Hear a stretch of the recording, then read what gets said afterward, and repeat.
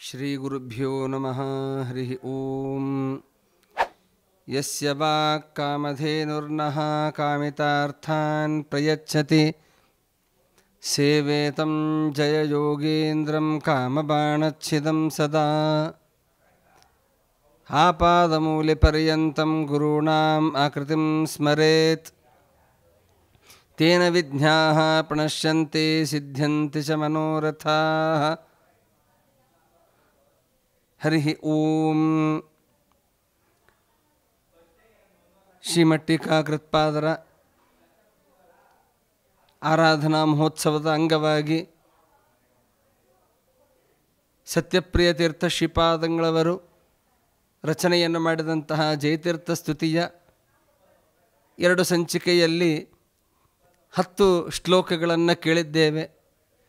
ಉಳಿದ 6 ಶ್ಲೋಕಗಳ ಕೇಳುವ ಪ್ರಯತ್ನವನ್ನು ಮಾಡೋಣ ಅಂತ ಹೇಳ್ತಾ, ಸಂಖ್ಯಾವದ್ಗಣ ಗೀಯಮಾನಚರಿತಃ ಸಂಖ್ಯಾಕ್ಷಪಾದಾದಿನಿ ಸಂಖ್ಯಾಸತ್ಸಮಯೀ ಪ್ರಭೇದ ಪಟಿಮ ಪ್ರಖ್ಯಾತ ವಿಖ್ಯಾತಿಗಃ ಮುಖ್ಯಾವಾಸಗೃಹಂ ಕ್ಷಮಾದಮದಯ ಮುಖ್ಯಾಮಲಶ್ರೀಧುರಾಂ ವ್ಯಾಖ್ಯಾನೆ ಕಲಯೇದ್ರತಿಂ ಜಯವರ ಭಿಕ್ಯಾಧರೋ ಮದ್ಗುರುಃ. ಯಾವ ರೀತಿಯಲ್ಲಿ ಸತ್ಯಪ್ರಿಯ ತೀರ್ಥರು ವರ್ಣನೆಯನ್ನು ಮಾಡ್ತಾ ಇದ್ದಾರೆ ಎನ್ನುವುದನ್ನು ನೋಡೋಣ. ವೇದ ವಿರುದ್ಧವಾದಂತಹ ವಿಷಯಗಳನ್ನು ಪ್ರತಿಪಾದನೆಯನ್ನು ಮಾಡುವವರಲ್ಲಿ ಸಾಂಖ್ಯಶಾಸ್ತ್ರವೋ ಅಥವಾ ನ್ಯಾಯಶಾಸ್ತ್ರವೋ ಇವೇ ಮೊದಲಾದಂತಹ ಅನೇಕ ಸಿದ್ಧಾಂತಗಳು ಇವೆ. ಸಾಂಖ್ಯಶಾಸ್ತ್ರ, ನ್ಯಾಯಶಾಸ್ತ್ರ, ಇನ್ನೂ ಉಳಿದ ಅನೇಕ ಶಾಸ್ತ್ರಗಳು ಇವೆ, ಸಿದ್ಧಾಂತಗಳು ಇವೆ.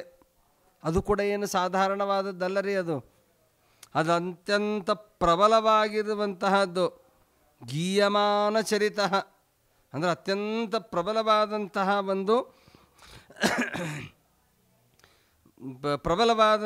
ಒಂದು ಶ್ರೇಷ್ಠವಾದದ್ದು ಸಿದ್ಧಾಂತಗಳವೆಲ್ಲವೂ ಕೂಡ ಸಾಂಖ್ಯಶಾಸ್ತ್ರವೇ ಮೊದಲಾದವುಗಳು.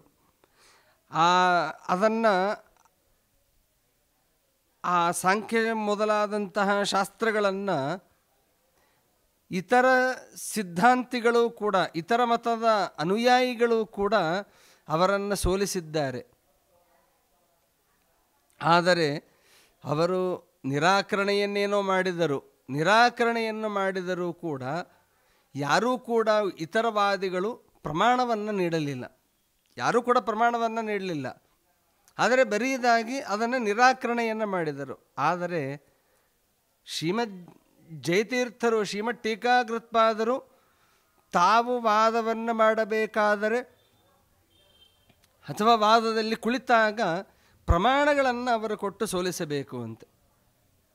ಇದು ನ್ಯಾಯಸಮ್ಮತವಾದದ್ದೇ ವಿಚಾರ. ಇದು ಕಾರಣ ಅಂದರೆ ಏನೋ ಒಂದು ವಾಕ್ಯಾರ್ಥದಲ್ಲಿ ಕೂಡಿಸೋದು, ಅವನಿಗೆ ಮನಸ್ಸಿಗೆ ಬಂದಿದ್ದು ಅವನು ಹೇಳೋದು, ಇವನ ಮನಸ್ಸಿಗೆ ಬಂದಿದ್ದು ಇವನು ಹೇಳೋದು, ಆ ಪ್ರಕಾರ ಆಗಬಾರದು. ನಿಯಮಗಳು ಅಂತ ಇರ್ತವೆ. ಶ್ರೀಮದಾಚಾರ್ಯರು ಕಥಾಲಕ್ಷಣ ಅಂತ ಮಾಡಿದ್ದಾರೆ. ಕಥಾಲಕ್ಷಣ ಅಂದರೆ ಏನು? ವಾದಕಥೆ ನಡೆಯಬೇಕಾದರೆ ಅದರದ್ದೇ ಆದ ಲಕ್ಷಣಗಳು ಇರ್ತವೆ ಅಂತ ಇದೆ. ಹಾಗೆ ಪ್ರಮಾಣಗಳನ್ನು ಕೊಡಬೇಕು ಅಂತ ನಿಯಮ ಇದೆ. ಆದರೆ ಇತರವಾದಿಗಳು ಸಾಂಖ್ಯಮತಾದಿಗಳಿಗೆ ಪ್ರಮಾಣವನ್ನು ಅವರೇನು ಕೊಟ್ಟಿದ್ದಿಲ್ಲ. ಆದರೆ ಯಾವಾಗ ಶ್ರೀಮಠ್ ಟೀಕಾಕೃತ್ಪಾದರ ಗ್ರಂಥಗಳನ್ನು ರಚನೆಯನ್ನು ಮಾಡಿದರು, ಅದಕ್ಕೆ ವಿಶೇಷವಾದಂತಹ ಪರಿಪೂರ್ಣವಾದಂತಹ ಪ್ರಮಾಣಗಳನ್ನು ಶ್ರೀಮದ್ ಜಯತೀರ್ಥರು ನೀಡಿದ್ದಾರೆ. ಅಂದರೆ ಅವರ ವಾಕ್ಯಾರ್ಥದ ಶೈಲಿ, ಅವರು ಕೊಟ್ಟಂತಹ ಪ್ರಮಾಣಗಳು ಎಷ್ಟು ಶ್ರೇಷ್ಠವಾಗಿ ಇತ್ತು ಅನ್ನೋದನ್ನು ಇಲ್ಲಿ ನಮಗೆ ತೋರಿಸಿಕೊಡ್ತಾ ಇದ್ದಾರೆ. ಆಸೀನೋ ಮರದಂಶದಾಸು ಸುಮನೋ ನಾಸೀರ ದಾಶೇಕ್ಷಣಾತ್ ದಾಸೀಭೂತ ವಿಪಕ್ಷವಾದಿ ವಿಸರಃ ಶಾಶಿ ಸಮಸ್ತೈನಸಾಂ ವಾಸೀ ಹೃತ್ಸು ಸತಾಂ ಕಲಾ ನಿವಹವಿನ್ಯಾಸೀ ಮಮಾನಾರಥಂ ಶ್ರೀಸೀತಾರಮಣಾರ್ಚಕಸ್ಸ ಜಯರಾಡಾಸೀದತಾಂ ಮಾನಸೇ. ಎಂತಹ ಅದ್ಭುತವಾದಂತಹ ಮಾತನ್ನು ಹೇಳ್ತಾ ಇದ್ದಾರೆ ಸತ್ಯಪ್ರಿಯ ತೀರ್ಥರು. ಅಂದರೆ ಶ್ರೀಮದಾಚಾರ್ಯರು ಏನಿದ್ದಾರಲ್ಲ, ಅವರು ವಾಯುದೇವರ ಒಂದು ವಿಶೇಷವಾದಂತಹ ಅಂಶದಿಂದ ಕೂಡಿದವರು. ಒಬ್ಬರಲ್ಲ, ಇಬ್ಬರಲ್ಲ, ಕೋಟಿ ಕೋಟಿ ಸಜ್ಜನ ವೃಂದಕ್ಕೆ ಅವರು ಅನುಗ್ರಹವನ್ನು ಮಾಡಿದ್ದಾರೆ. ಅನುಗ್ರಹ ಮಾಡಿದ್ದಕ್ಕಾಗಿ ಅವರು ದಾಸರೂ ಕೂಡ ಆಗಿದ್ದಾರೆ, ಶ್ರೀಮದ್ ಆಚಾರ್ಯರ ದಾಸರೂ ಆಗಿದ್ದಾರೆ. ಮತ್ತು ಅಷ್ಟೇ ಅಲ್ಲ, ಸುಮ್ಮನೆ ಏನೋ ಆಶೀರ್ವಾದವನ್ನು ಮಾಡಿದರು ಅಂತಷ್ಟೇ ಅಲ್ಲ, ಬ್ರಹ್ಮಜ್ಞಾನವನ್ನು ಉಪದೇಶವನ್ನು ಮಾಡ್ತಾರೆ ಅಂತ ಹೇಳ್ತಾರೆ. ಆ ಬೆಳಕನ್ನು, ಯಾವ ಬ್ರಹ್ಮಜ್ಞಾನದ ಬೆಳಕನ್ನು ಅವರು ಕಂಡಿದ್ದಾರೆ ಅಂತ ಹೇಳ್ತಾರೆ. ಅಷ್ಟೇ ಅಲ್ಲ, ಆ ಶಾಸ್ತ್ರಗಳನ್ನು ಏನು ಶ್ರೀಮದಾಚಾರ್ಯರಿಂದ ಕೇಳ್ತಾ ಇದ್ರೋ ಆ ಕೇಳಬೇಕಾದ್ರೆ ಅವರಿಗೆ ಪರಮಾನಂದವಾಗ್ತಾ ಇತ್ತು ಅಂತೆ. ಆ ಎಲ್ಲ ಸಜ್ಜನ ವೃಂದಕ್ಕೆ ಅಗ್ರಸ್ಥಾನದಲ್ಲಿ ಇದ್ದವರು ಯಾರು ಗೊತ್ತಾ? ನೋಡಿ, ಇದು ಮಹತ್ವವಾದದ್ದು. ಅನೇಕ ಸಜ್ಜನರಿದ್ದಾರೆ, ಆ ಸಜ್ಜನರಲ್ಲಿ ಅಗ್ರೇಸರರಾದವರು, ಅಗ್ರಗಣ್ಯರು ಅಂತ ಯಾರಾದರೂ ಇದ್ದರೆ ಅವರು ಶ್ರೀಮದಾಚಾರ್ಯರು. ಸಂತೋಷ ಪಡುವುದರಲ್ಲಿ ಇರಲಿ ಅಥವಾ ಏನಾದರೂ ಆನಂದದ ಮಹಾಪೂರದಲ್ಲಿ ಇದ್ದಾಗಲೂ ಯಾವುದೇ ವಿಷಯದಲ್ಲಿಯೂ ಕೂಡ ಅವರು ಉತ್ಕೃಷ್ಟರಾಗಿ ಇದ್ದರು, ಅಗ್ರಸ್ಥಾನದಲ್ಲಿ ಅಂತ ಯಾರಾದರೂ ಇದ್ದರೆ ಅವರು ಶ್ರೀಮದ್ ಟೀಕಾಕೃತ್ಪಾದರು. ಅಷ್ಟು ಮಹಾಮಹಿಮೋಪೇತರು ಶ್ರೀಮದ್ ಜಯತೀರ್ಥರು ಅನ್ನೋದನ್ನು ಇಲ್ಲಿ ನಮಗೆ ತೋರಿಸಿಕೊಟ್ಟಿದ್ದಾರೆ. ಮುಂದಿನ ಶ್ಲೋಕದಲ್ಲಿ ಹೇಳುತ್ತಾ, ಪಕ್ಷಿ ಶಾಸನ ಪಾದ ಪೂಜನ ರತಃ ಕಕ್ಷೀಕೃತೋದ್ಯದ್ದಯೋ ಲಕ್ಷೀಕೃತ್ಯ ಸಭಾತಲೇ ರಟಧರತ್ ಪಕ್ಷೀಶ್ವರ ನಕ್ಷಿಪಥ ಅಕ್ಷೀಣ ಪ್ರತಿಭಾಭರೋ ವಿಧಿಸುರೋ ಜಾಕ್ಷೀ ವಿಹಾರಾಕರೋ ಲಕ್ಷ್ಮೀನ್ನಃ ಕಲಯೇಜ್ಜಯೀ ಶುಚಿರಮಧ್ಯಕ್ಷೀಕೃತ ಕ್ಷೋಭಣಾಂ. ಭಗವಂತನ ವಿಶೇಷ ಗುಣವನ್ನು ಈ ಶ್ಲೋಕದಲ್ಲಿ ನಮಗೆ ತೋರಿಸಿಕೊಡ್ತಾ ಇದ್ದಾರೆ. ಪಕ್ಷೀ ಶಾಸನ ಪಾದ ಪೂಜನರತಃ ಅಂದರೆ ಏನು?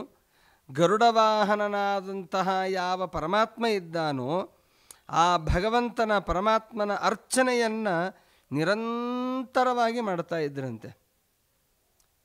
ಯಾಕೆ ಅಂದರೆ ಅಭಿಷೇಕ ಪ್ರಿಯೋ ರುದ್ರ ಅಂತ ಹೇಳುತ್ತಾರಲ್ಲ, ಹಾಗೆ ಅಲಂಕಾರ ಪ್ರಿಯೋ ವಿಷ್ಣು ಅಂತ ಹೇಳುತ್ತಾರೆ. ಭಗವಂತನಿಗೆ ಪುಷ್ಪಗಳಿಂದಾಗಿ ಅಲಂಕಾರವನ್ನು ಮಾಡಿದರೆ ಸಂತುಷ್ಟನಾಗ್ತಾನೆ ಅಂತೆ. ಈಗೇನೋ ಆ ಅಲಂಕಾರಕ್ಕಾಗಿ ಅಂತ ಹೇಳಿ ಅನೇಕ ಆರಾಧನೆಗಳು ಬರ್ತವೆ. ಆ ಆರಾಧನಾ ಸಂದರ್ಭದಲ್ಲಿ ಈಗ ಹೂಗಳನ್ನು ಅಂತ ತರ್ತಾರೆ, ಒಂದು ವಾಸನೆ ಇರೋದಿಲ್ಲ, ಕಲರ್ ಆಗಿ ಏನೇನೋ ಇರ್ತವೆ. ವಾಸನೆ ಇಲ್ಲದೇ ಇರುವಂತಹ ಹೂವುಗಳನ್ನು ಅರ್ಪಣೆಯನ್ನು ಮಾಡ್ತಾರೆ. ದೇವರಿಗೆ ತೋಮಾಲೆಗಳನ್ನು ಅಂತ ಹೇಳಿ ಏನೇನೋ ಹೂವುಗಳನ್ನು ಸೇರಿಸಿ ಅರ್ಪಣೆಯನ್ನು ಮಾಡ್ತಾರೆ. ಹಾಗಲ್ಲ, ಆದರೆ ಇವರು ನಿರಂತರದಲ್ಲಿ ಶುದ್ಧವಾದ ಹೂವಿನಿಂದ ಕೊಂಡದ್ದಲ್ಲದೇ ಇರುವ, ಕದ್ದದ್ದಲ್ಲದೇ ಇರುವ, ತಮ್ಮ ಮನೆಯಲ್ಲಿ ಏನೇ ಬೆಳೆದಿರುವಂತಹ ಶ್ರೇಷ್ಠವಾದಂತಹ ಹೂವುಗಳಿಂದಾಗಿ ನಿರಂತರವಾಗಿ ಅರ್ಚನೆಯನ್ನು ಮಾಡ್ತಾ ಇದ್ದವರು ಅಂತಂದರೆ ಯಾರು ಅಂದರೆ ಅವರು ಶ್ರೀಮದ್ ಟೀಕಾಕೃತ್ಪಾದರು. ಅಷ್ಟೇ ಅಲ್ಲ, ಕೋಟಿ ಕೋಟಿ ಸಜ್ಜನರಲ್ಲಿ ದಯೆಯನ್ನು ಹರಿಸುವಂತಹ ಒಂದು ಗುಣ ಆ ಶ್ರೀಮದ್ ಟೀಕಾಕೃತ್ಪಾದರಲ್ಲಿ ಇತ್ತು ಅಂತೆ. ಅಂತಹ ಶ್ರೇಷ್ಠರಾದವರು ಶ್ರೀಮದ್ ಟೀಕಾಕೃತ್ಪಾದರು. ಅವರ ದಯೆ ಬಗ್ಗೆ ಒಂದು ಮಾತನ್ನು ಸತ್ಯಪ್ರಿಯ ತೀರ್ಥರು ಎಷ್ಟು ಸುಂದರವಾಗಿ ಹೇಳುತ್ತಾರೆ ನೋಡಿ. ಅಂದರೆ ಅವರ ದಯವನ್ನು ಮಾಡಬೇಕಾದರೆ ಉದಯ ಮಾತ್ರ ಇತ್ತು ಅಂತೆ, ಅಸ್ತ ಅನ್ನೋದು ಇರಲಿಲ್ಲ ಅಂತೆ. ಅಂದರೆ ಯಾವಾಗಲೂ ಅವರು ಕೊಡ್ತಾನೇ ಇದ್ದರು ಅಂತ. ಅವರ ಕರುಣೆ, ಅವರು ಎಷ್ಟು ಕರುಣೆಯನ್ನು ಮಾಡ್ತಾ ಇದ್ದರು ಅಂದರೆ ಸದಾ ಕಾಲದಲ್ಲಿಯೂ ಕೂಡ ಅವರ ಕರುಣೆಯನ್ನು ಮಾಡ್ತಾನೇ ಇದ್ದರು. ಅಂತಹ ಶ್ರೇಷ್ಠವಾದಂತಹ ಕರುಣಾಶಾಲಿಗಳು ಶ್ರೀಮದ್ ಟೀಕಾಕೃತ್ಪಾದರು. ಮುಂದಿನ ಶ್ಲೋಕ ಅತ್ಯದ್ಭುತವಾದಂತಹ ಶ್ಲೋಕ. ಏನಾಗಾಹಿ ಸಮಸ್ತ ಶಾಸ್ತ್ರಪೃತನ ರತ್ನಾಕರೋ ಲೀಲಯ ಏನಾಖಂಡಿಕುವಾದಿ ಸರ್ವಸುಭಟಸ್ತೋಮೋ ವಚ ಸಾಯಕೈ ಏನಾಸ್ಥಾಪಿಷ ಮಧ್ವಶಾಸ್ತ್ರವಿಜಯ ಸ್ತಂಭೋಧರ ಮಂಡಲೆ ತಂ ಸೇವೆ ಜಯತೀರ್ಥವೀರಮನಿಷಂ ಮಧ್ವಾಕ್ಯರಾಜಾದೃತಂ ಅಂತ ಹೇಳಿ ಎಷ್ಟು ಅದ್ಭುತವಾಗಿ ವರ್ಣನೆಯನ್ನು ಮಾಡುತ್ತಾರೆ ಅಂದರೆ, ಒಂದೊಂದು ಸಮುದ್ರವೂ ಕೂಡ ಒಂದೊಂದು ಮಹಾಸಾಗರ ಇದ್ದಂಗೆ ಅಂತೆ. ಸಾಗರವನ್ನು ನಮ್ಮ ಕಡೆಯಿಂದ ದಾಟೋದಕ್ಕೆ ಸಾಧ್ಯ ಏನ್ರಿ? ಸಾಧ್ಯವೇ ಇಲ್ಲ. ಆದರೂ ಕೂಡ ಒಂದೊಂದು ಶಾಸ್ತ್ರವೂ ಕೂಡ ಸಮುದ್ರಕ್ಕೆ ಸಮಾನದಂತೆ ಇತ್ತು ಅಂತೆ, ಮಹಾಸಾಗರ ಅಂತ ಇತ್ತು ಅಂತೆ. ಅದು ಸಾಗರ ಅಷ್ಟೇ ಅಲ್ಲ, ಸೈನ್ಯಗಳ ಸಾಗರ. ಇಲ್ಲಿ ಸೈನ್ಯ ಅಂದರೆ ಏನು? ಅಕ್ಷರಗಳ, ವಾಕ್ಯಗಳ ಸಾಲು ಅಲ್ಲಿ ಇತ್ತು ಅಂತ ಹೇಳ್ತಾರೆ. ಆದರೆ ಆ ಸೈನ್ಯದಲ್ಲಿ ಪ್ರವೇಶ ಮಾಡೋದು ಅಂತಂದರೆ ಅದು ಅತ್ಯಂತ ಕಷ್ಟಕರವಾದದ್ದು. ಮಹಾಭಾರತದಲ್ಲಿ ನಾವು ಕೇಳ್ತೇವಲ್ಲ, ಚಕ್ರವ್ಯೂಹ ಅಂತ ಹೇಳಿ. ಆ ಚಕ್ರವ್ಯೂಹವನ್ನು ಭೇದಿಸಿ ಅದನ್ನು ಒಳಗೆ ಹೋಗೋದು ತುಂಬ ಕಷ್ಟವಾದದ್ದು, ಬಹಳ ಕಷ್ಟವಾದಂತಹದ್ದು. ಆದರೆ ಅದನ್ನು ಒಳಗೆ ಹೊಕ್ಕು ಅದರ ಬಗ್ಗೆ ವಿಶೇಷವಾದಂತಹ ಜ್ಞಾನವನ್ನು ನಮಗೆ ಕೊಡೋರು ಅಂತ ಯಾರಾದರೂ ಇದ್ದರೆ ಅವರು ಶ್ರೀಮದ್ ಟೀಕಾಕೃತ್ಪಾದರು. ನೋಡ್ರಿ, ಅವರ ಎಲ್ಲವನ್ನು ಭೇದವನ್ನು ಮಾಡಿಕೊಂಡು ವಿಶೇಷವಾಗಿ ಆ ಶಾಸ್ತ್ರದ ಬಗ್ಗೆ ಅಷ್ಟು ಅರಿವನ್ನು ಅವರು ಮಾಡಿಕೊಂಡಿದ್ದಾರೆ ಅಂತನ್ನೋದನ್ನು ನಮಗೆ ಇಲ್ಲಿ ತೋರಿಸಿಕೊಡ್ತಾ ಇದ್ದಾರೆ. ಅಷ್ಟೇ ಅಲ್ಲ, ಅನಾಯಾಸವಾಗಿ ನಮಗೂ ಕೂಡ ತಿಳಿಯುವ ಹಾಗೆ ಅತ್ಯಂತ ಸುಲಲಿತವಾದ ಯೋಗ್ಯವಾದಂತಹ ರೂಪದಲ್ಲಿ ಅವರು ನಮಗೆ ಗ್ರಂಥಗಳನ್ನು ರಚನೆಯನ್ನು ಮಾಡಿಕೊಟ್ಟಿದ್ದಾರೆ. ಇಂತಹ ಶ್ರೀಮದ್ ಟೀಕಾಕೃತ್ಪಾದರನ್ನು ನಾವು ಯಾವಾಗಲೂ ಚಿಂತನೆಯನ್ನು ನಾವು ಮಾಡಬೇಕು. ಅಷ್ಟೇ ಅಲ್ಲ, ಮಹಾಯೋಗಿಗಳಾಗಿದ್ದಾರೆ. ಅವರು ವಾದವನ್ನು ಮಾಡಬೇಕಾದರೆ ವಾಗ್ಬಾಣಗಳಿಂದಾಗಿ ದುರ್ವಾದಿಗಳನ್ನು ಸಮರ್ಥವಾದ ರೀತಿಯಲ್ಲಿ ಅವರು ಗೆಲ್ತಾ ಇದ್ದರು ಅಂತ ಹೇಳುತ್ತಾರೆ. ಶ್ರೀಮದ್ ಟೀಕಾಕೃತ್ಪಾದರು ವಾದಿಗಳ ಮುಂದೆ ಅವರು ಗೆದ್ದು ತೋರಿಸೋರಂತೆ. ಅಷ್ಟು ಮಹಾಪರಾಕ್ರಮ, ಅಷ್ಟು ಜ್ಞಾನ, ಅಷ್ಟು ವೈರಾಗ್ಯ ಇವೆಲ್ಲದರಿಂದ ಕೂಡಿದವರು ಅವರು ಶ್ರೀಮದ್ ಟೀಕಾಕೃತ್ಪಾದರು. ಇಂತಹ ಶ್ರೀಮದ್ ಟೀಕಾಕೃತ್ಪಾದರು ತಾವು ಜಯವನ್ನು ಸಂಪಾದನೆಯನ್ನು ಮಾಡಿ ವಿಶೇಷವಾಗಿ ವಿಜಯ ಸ್ತಂಭವನ್ನು ಕೂಡ ಈಗಿನ ಮುಳುಬಾಗಿಲಿನಲ್ಲಿ ನಾವು ನೋಡಬಹುದು. ಮೇಲೆ ಬೆಟ್ಟದ ಮೇಲೆ ಹೋದಾಗ ಆ ವಿಜಯ ಸ್ತಂಭವನ್ನು ಸ್ತಂಭೋಧರ ಮಂಡಲೆ, ಭೂಮಂಡಲದಲ್ಲಿ ವಿಜಯ ಸ್ತಂಭವನ್ನೇ ಸ್ಥಾಪನೆಯನ್ನು ಮಾಡಿದಂತಹ ಧುರೀಣರು, ಮಹಾಜ್ಞಾನಿಗಳು, ಮಹಾ ತಪಸ್ವಿಗಳು ಶ್ರೀಮದ್ ಜಯತೀರ್ಥರು ಅಂತ ಈ ರೀತಿಯಾಗಿ ಅದರ ಬಗ್ಗೆ ವರ್ಣನೆಯನ್ನು ಮಾಡ್ತಾ ಮುಂದಿನ 2 ಶ್ಲೋಕಗಳಲ್ಲಿ ಫಲವನ್ನು ನಮಗೆ ತೋರಿಸಿಕೊಡ್ತಾ ಇದ್ದಾರೆ. ಯದೀಯ ವಾಕ್ತರಂಗಾಣಾಂ ವಿಪ್ಲುಷೋ ವಿದುಷಾಂಗಿರಃ ಜಯತಿ ಶ್ರೀಧರಾವಾಸಃ ಜಯತೀರ್ಥ ಸುಧಾಕರಃ. ಜಯತೀರ್ಥರು ಏನಾಗಿದ್ದಾರೆ? ಅಪಾರವಾದಂತಹ ಸಮುದ್ರರಾಗಿದ್ದಾರೆ. ಅವರು ಸಾಮಾನ್ಯ ಸಾಗರ ಅಂತ ನಾವು ತಪ್ಪೂ ಕೂಡ ತಿಳಿಯಬಾರದು ಅಂತ ಈ ರೀತಿಯಾಗಿ ಹೇಳ್ತಾ, ಮತ್ತು ಭಗವಂತ ಅವರಿಗೆ ವಿಶೇಷವಾದಂತಹ ಆವಾಸ ಸ್ಥಾನನಾಗಿ ಇದ್ದಾನೆ. ಅವರ ಹೃದಯದಲ್ಲಿ ಯಾವಾಗಲೂ ಕೂಡ ಸದಾ ಕಾಲದಲ್ಲಿಯೂ ಕೂಡ ವಾಸವಾಗಿ ಇರ್ತಾನೆ. ಅಂತಹ ಜಯತೀರ್ಥರೆನ್ನುವಂತಹ ಅಮೃತದ ಸಾಗರದಂತೆ ಇದ್ದವರು ಆ ಶ್ರೀಮದ್ ಟೀಕಾಕೃತ್ಪಾದರು. ಶ್ರೀ ಸಮೇತನಾದಂತಹ, ಲಕ್ಷ್ಮಿಗೆ ಸಮೇತನಾದಂತಹ ಭಗವಂತ ಸ್ವಚ್ಛಂದವಾದಂತಹ ವಿಹಾರದ ಸ್ಥಾನ ಅಂತ ಹೇಳ್ತಾರೆ. ಅಂದರೆ ಕೆಲವರಿಗೆ ಒಂದು ಕಡೆಯಲ್ಲಿ ಮಲಗಿದಾಗ ನಿದ್ದೆ ಬರೋದಿಲ್ಲ. ಅವರು ಪ್ರತಿನಿತ್ಯ ಎಲ್ಲಿ ಮಲಗುತ್ತಾ ಇರ್ತಾರೋ ಅಲ್ಲಿ ಮಲಗಿದಾಗ ಮಾತ್ರವೇ ನಿದ್ದೆ ಅನ್ನೋದು ಬರ್ತಾ ಇರ್ತದೆ ಕೆಲವರಿಗೆ ಕುಣಿಯೋದಕ್ಕೆ ಕೆಲವೊಂದು ಸ್ಟೇಜ್ಗಳಲ್ಲೆಲ್ಲ ಕುಣಿಯೋದಕ್ಕೆ ಅವರ ಕಡೆಯಿಂದ ಆಗೋದಿಲ್ಲ. ಆದರೆ ಹೇಗೋ ಹಾಗೆ ಭಗವಂತ ಎಲ್ಲರಲ್ಲಿಯೂ ಕೂಡ ಇದ್ದಾನೆ ಭಗವಂತ. ಆದರೆ ಶ್ರೀಮದ್ ಟೀಕಾಕೃತ್ಪಾದರಲ್ಲಿ ವಿಶೇಷವಾಗಿ ಸ್ವಚ್ಛಂದ ವಿಹಾರವನ್ನು ಮಾಡ್ತಾನೆ ಅಂತೆ ಭಗವಂತ. ಈ ರೀತಿಯಾಗಿ ಆ ಶ್ಲೋಕವನ್ನು ಹೇಳ್ತಾ ಗ್ರಂಥ ರಚನೆಯ ಯಾರು ಮಾಡಿದ್ದಾರೆ ಅನ್ನೋದನ್ನು ಇಲ್ಲಿ ಹೇಳ್ತಾ ಇದ್ದಾರೆ. ಸತ್ಯಪ್ರಿಯ ಯತಿ ಪ್ರೋಕ್ತಂ ಶ್ರೀಜಯಾರ್ಯಸ್ತವಂ ಶುಭಂ ಪಠನ್ ಸಭಾಸು ವಿಜಯೀ ಲೋಕೇಶೋತ್ತಮತಾಂ ವ್ರಜೇತ್. ಯಾರು ಈ ಸ್ತೋತ್ರವನ್ನು ಪಠನೆಯನ್ನು ಮಾಡುತ್ತಾರೋ, ಯಾವ ಸತ್ಯಪ್ರಿಯ ತೀರ್ಥರಿಂದ ರಚಿತವಾದಂತಹ ಈ ಯಾವ ಶ್ರೀಮದ್ ಟೀಕಾಕೃತ್ಪಾದರ ಸ್ತೋತ್ರವನ್ನು ಯಾರು ಪಠನೆಯನ್ನು ಮಾಡ್ತಾರೋ, ಯಾರು ಶ್ರವಣವನ್ನು ಮಾಡ್ತಾರೋ, ಯಾರು ಪಾರಾಯಣಾದಿಗಳನ್ನು ಮಾಡ್ತಾರೋ ಅವರಿಗೆಲ್ಲರಿಗೂ ಕೂಡ ಸಭಾಸು ವಿಜಯೀ. ಯಾವುದಾದರೂ ಒಂದು ಸಭೆಗಳಲ್ಲಿ ಹೋದಾಗ ಅವರಿಗೆ ವಿಶೇಷವಾದಂತಹ ಮರ್ಯಾದೆ, ಯೋಗ್ಯವಾದಂತಹ ಜಯಪತ್ರಿಕೆ ಎಲ್ಲವೂ ಕೂಡ ಸಿಗತ್ತೆ ಅಂತ ಹೇಳುತ್ತಾರೆ.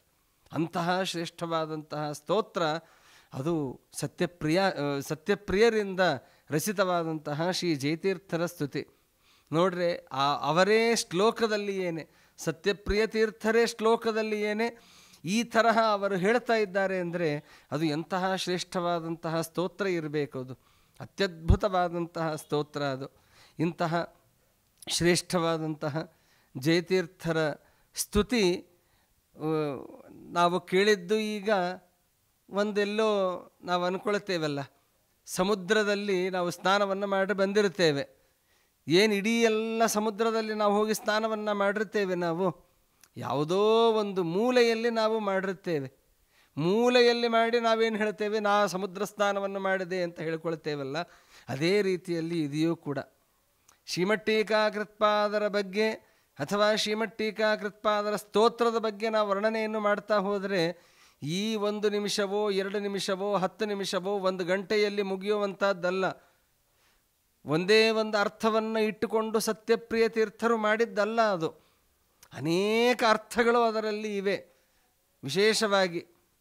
ಆದರೂ ಕೂಡ ನಮ್ಮ ಎಷ್ಟು ಯೋಗ್ಯತೆ ಇದೆಯೋ ಅಷ್ಟನ್ನು ಮಾತ್ರ ತಿಳಿಯುವ ಪ್ರಯತ್ನವನ್ನು ನಾವು ಮಾಡಿದ್ದೇವೆ.